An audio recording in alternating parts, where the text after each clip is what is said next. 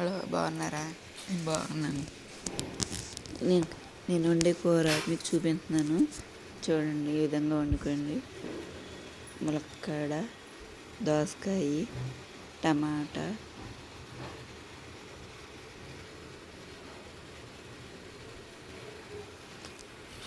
ఎంగిరొయ్యలు clean చేసేసాను.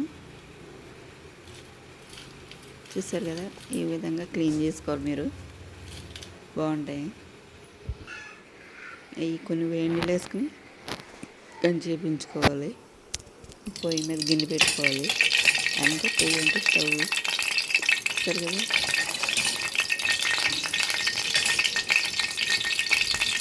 ఎండ్రాయిలు వేయించుకోవడానికి నూనె వేసుకుంటున్నాను. నీతో వేడి నీళ్ళు వేసిన ఎండ్రాయిలు అది పిండేసి వేపింటే కొంచెం ఎర్రగా రావాలి. కమ్మగా ఉంటాయి. ఎర్రవేసి నూనె వేసుకోవాలి. ఇదే విధంగా వేగింది. మరి ఎక్కువ మాడబెట్టుకోకూడదు.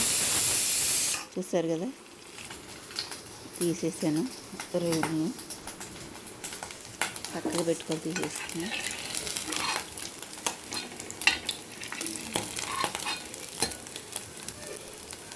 అదే గిన్నె ఇంకా ఉల్లిపాయలు వేసుకోవాలి. చూసారు కదా, ఇంకా గిన్నెలు ఉల్లిపాయలు వేసుకుంటే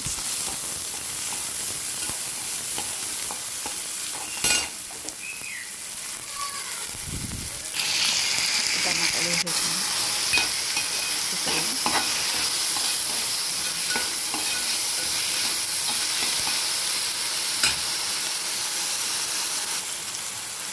దోసకాయ కూడా వేసుకొని చూపించలేకపోయాను.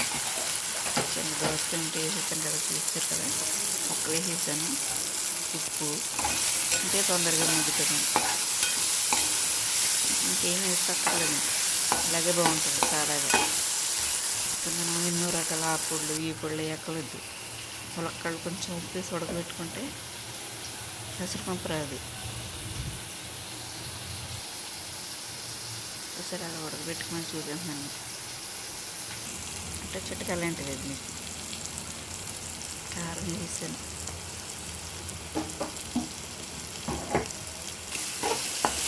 ములక్కాయలు మీరు అదే విధంగా ఉడకబెట్టుకోండి. చేయండి వేసి కారం వేసి కలిపేసాను. ములక్కాయలు కూడా వేసేస్తున్నాను. చూడండి, మన ఇష్టం. వాటర్తో వేసుకోవచ్చు, లేదంటే వాటర్ మేనేజ్ చేసుకోవచ్చు. అది మీ ఇష్టం. సరే,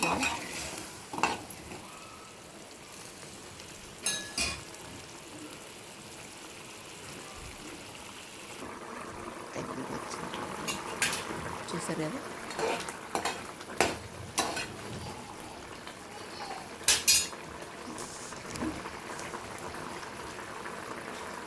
ఇప్పుడు ఎండ్రాయిలు వేసేస్తున్నాను. చూడండి, అలాగే వేసుకోవాలి. ఎండ్రాయిలు నేనైతే అలాగే ఉంటానండి.